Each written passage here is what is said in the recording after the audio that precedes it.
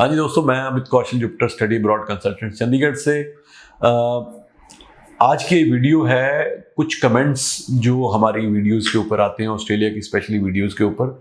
बहुत सारे स्टूडेंट्स, क्योंकि इस टाइम पे मेजॉरिटी ऑफ स्टूडेंट्स ने ऑस्ट्रेलिया में या तो अप्लाई किया हुआ है या अप्लाई कर रहे हैं या उन्होंने अप्लाई करना चाहते हैं। तो एक क्वेश्चन जो बार बार रिपीट होता है, एक तो होता है कि लेवल कौन सा है इस इंस्टीट्यूशन का, वो मैं बार बार रिप्लाई भी करता हूँ, कई बार ऑलरेडी किया हुआ है तो मैं बता देता हूँ कि ऑलरेडी वीडियो बनी हुई है, आप उस पर जाके रेफरेंस ले सकते हो। बट एक क्वेश्चन आता है कि मैं इस कॉलेज में या इस यूनिवर्सिटी में अप्लाई कर रहा हूँ, इसके वीज़ा चांसेस क्या हैं।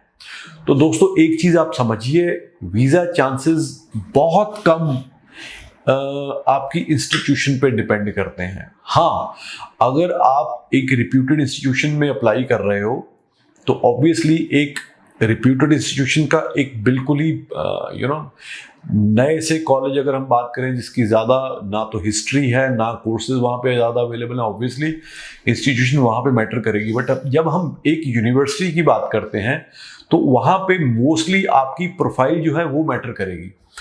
आज से 3 महीने पहले हम ये सोचते थे कि लेवल 1 की अगर यूनिवर्सिटी है तो उसके वीज़ा चांसेस ज़्यादा हैं लेवल 2 की यूनिवर्सिटी से। तो वो मिथ भी कहीं ना कहीं मेरे दिमाग में तो बस्ट हो गई है। उसका रीज़न ये है कि जैसे बहुत सारे लोगों ने, बहुत सारे एजेंट्स ने जो ग्रुप ऑफ 8 की यूनिवर्सिटीज़ थी पहले उनको यूज़ किया कि स्टूडेंट्स के पैकेज करके स्टूडेंट को वहाँ पहुँचाने के लिए। बट फिर मैंने देखा कि ग्रुप ऑफ 8 की यूनिवर्सिटीज़ की भी रिफ्यूज़ल्स आई। अब आप देखिए, जो ग्रुप ऑफ 8 यूनिवर्सिटीज़ हैं वो ऑस्ट्रेलिया की टॉप 8 यूनिवर्सिटीज़ हैं।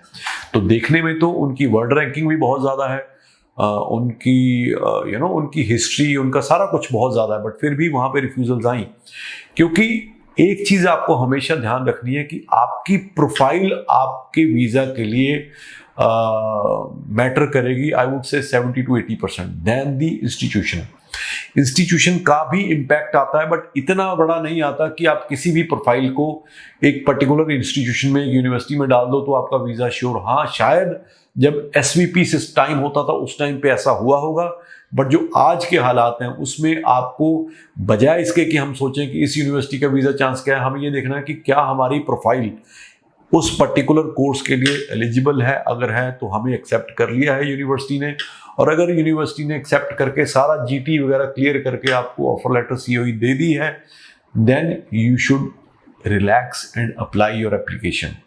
अगर हम पहले से इतनी ज़्यादा कंफ्यूजन में, इतनी ज़्यादा क्योंकि नोबडी कैन प्रेडिक्ट कि आपका वीज़ा आएगा कि नहीं आएगा। ये ज़रूर बोल सकते हैं कि लुकिंग एट योर प्रोफाइल आपके चांसेस अच्छे हैं, बट 100% गारंटी तो कोई भी नहीं दे सकता। तो हमेशा एक ध्यान ये रखिए, जो आपकी इंस्टीट्यूशन है वो रिप्यूटेड हो, नंबर 1। नंबर 2, आपकी प्रोफाइल अच्छी है तो आपको वीज़ा आएगा ही आएगा। तो उम्मीद है जो क्वेश्चन ये आता है कि इस यूनिवर्सिटी में मैंने लगाया है, ये कैसी है, इसके वीज़ा चांसेस कैसे हैं, तो उस बहुत सारे लोग ऐसे हैं। अब जैसे क्वेश्चन आता है फेडरेशन यूनिवर्सिटी में मैंने अप्लाई किया है, इसके वीज़ा चांस कैसे हैं। बहुत सारे स्टूडेंट्स के वीज़ा फेडरेशन यूनिवर्सिटी के लिए भी आते हैं और बहुत सारे स्टूडेंट्स के रिफ्यूज़ भी होते हैं। तो वो सक्सेस और रिफ्यूज़ल जो है, वो जो एक पेंडुलम इधर उधर घूमता है, उसमें जो डिसाइडिंग फैक्टर आपकी प्रोफाइल का होता है। तो किस तरह से आपकी प्रोफाइल है, किस तरह से आपकी वीज़ा फाइलिंग हुई है, ये 2-3 चीज़ें हैं जो मैटर करती हैं। बाकी और कोई ज़्यादा मैटर नहीं करता, क्योंकि हर एक यूनिवर्सिटी को इक्वल राइट दिया है गवर्नमेंट ऑफ ऑस्ट्रेलिया ने अपने आप को प्रमोट करने के लिए। हाँ, कुछ यूनिवर्सिटीज जो लेवल 2 में है उनके लिए रिक्वायरमेंट ज़्यादा है, बट ठीक है, तो वो COE लेवल पे भी तभी पहुंचते हैं जब आप वो रिक्वायरमेंट पूरी करते हो। तो अगर आपकी वो रिक्वायरमेंट्स पूरी हो गई हैं, COE आ गई है, then you should relax and apply your visa application. बजाय इसके कि सोचने के, मान लो आपने COE ले ली, उसके बाद आपने फीस ऑब्वियसली जमा करा के COE की वीज़ा फाइल कर दी, और आपने पूछा कि इसके चांसेस कैसे हैं, और मेरे जैसा कोई एजेंट बोल दे नहीं जी नहीं, ये तो बहुत बेकार है, तो आप तो उसी टाइम स्ट्रेस में आ जाओगे।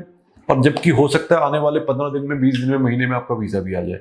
तो why to take that stress, just relax, ठीक है। और अब वीज़ा आने शुरू हो गए हैं ऑस्ट्रेलिया के लिए, तो इसलिए आपको फिंगर्स क्रॉस रखनी चाहिए कि अगर आपकी फाइल लगी हुई है तो उम्मीद करिए कि वीज़ा आपका आए।